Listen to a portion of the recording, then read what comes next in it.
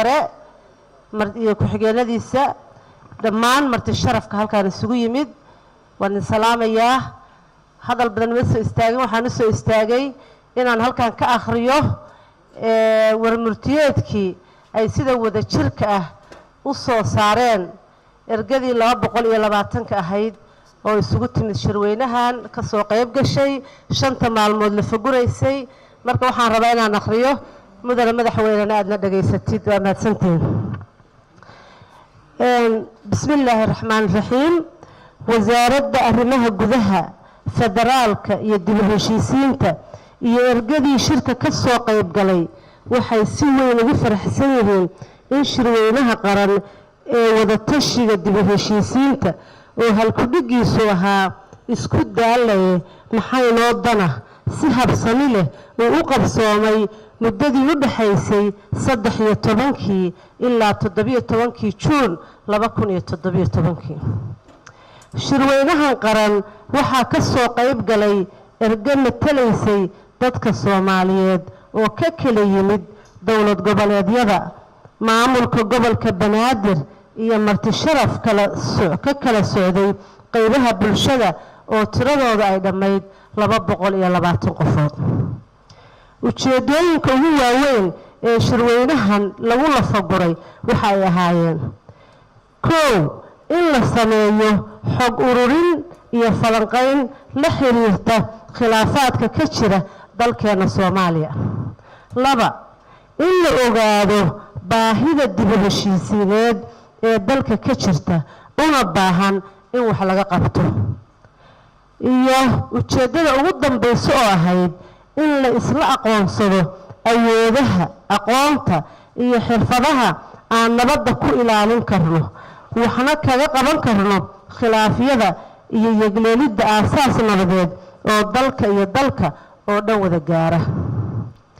haddaba si loo gaaro ujeedooyinkaas waxaa habsocodka shirka wada tashiga loo agaasimay 2 qaybood oo waaweyn oo ku astaysan yoolka shirweynaha iyo qaybo dhextaal ahaa oo isugu jiray suugaan iyo khudbado dhammaan kaabis u ahaa miro dhalka shirka labadaas qayboodna waxay kala ahaayeen qaybta koowaad in ergooyinka shirweynaha loo jeediyey mowduucyo aasaas u ah gaarista hannaan dib u heshiisiineed oo loo dhan yahay si qoto dheerna u qeexaya nuxurka uu yeelan karo hannaankaasi iyo heerarkiisa kala duwan qaybtan waxaa lagu lafaguray mowduucyada hoos ku qoran waxaana soo jeediyey qubarada shirka kala shaqaynaysay wasaaradda oo magacyadooda la soo sheegay mowduucyada ay ka hadleen waxay kala ahaayeen xaaladda nabadeed iyo khilaafaad ee dalku uu maanta ku sugan yahay 2 dib u heshiisiinta iyo dhaqanka Soomaaliyeed qodobka 3 diinta islaamku waxa ay ka qabto dib u heshiisiinta qodobka 4 xaaladda cadaaladda xilliga kala guurka iyo dib u heshiisiinta mowduuca 5 kaalinta haweenka Soomaaliyeed ku leeyihiin nabadeynta iyo xalinta khilaafaadka mowduuca 6 aragtiyo la xiriira nabadda xalinta khilaafaadka iyo Soomaalida laga tiro badan yahay mowduuca 7 kaalinta warbaahinta ku leedahay nabadda iyo xalinta khilaafaadka mowduuca ugu dambeeyay wuxuu ahaa waayo aragnimadii iyo casharadii laga bartay dadaaladii dib u heshiisiineed ee bulshada hogaaminaysay iyo dadaaladii dhibada loogu taagay maamuladii hore ee Puntland iyo Somaliland sababta loo soo qaatayna waxay ahayd maadaama iyagu ay hore u dhismeen dadaaladaasna ay sameeyeen bulshada dhexdeeda in tusaale loo soo qaato si casharo looga barto qaybta 2 waxa ay ku saabsanayd falanqayn ku aadan xal u helidda khilaafka iyo mushkiladaha ugu weyn ee dalkeena ka taagan oo heer qaran iyo xog ururin ka qaybgalayaasha shirku ay ku lafagureen kadibna ku soo bandhigeen khilaafyada baahsan ee ka jira guud ahaan dalka isla markaasna waxa ay soo bandhigeen sidii xal waara loogu heli lahaa waxayna ahayd qaybtii ugu muhiimsanayd oo shirka oo ay maskaxdooda ku burqiyeen ka qaybgalayaasha shirka ee ka kala yimid goboladaas tirada badan mudana madaxweyne iyo marti sharafka oo dhan xog ururintii ergada shirweynaha ayaan rabaa inaan halkan ku soo koobo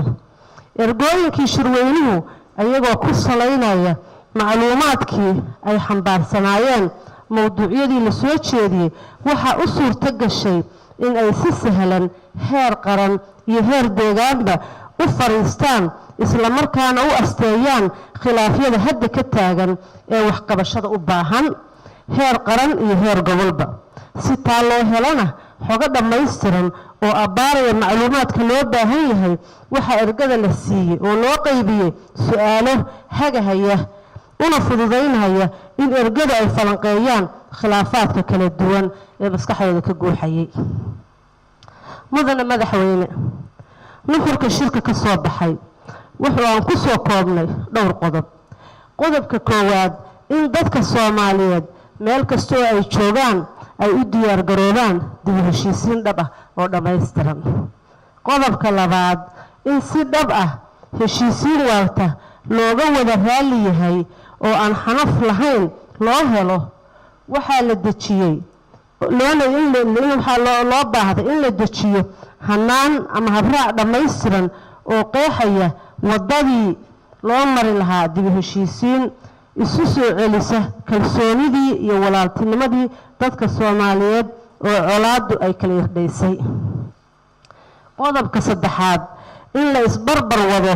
dhammaystirka dawladnimo iyo dib u heshiisiinta bulsho si ay labadaasuba isku kaalmeeyaan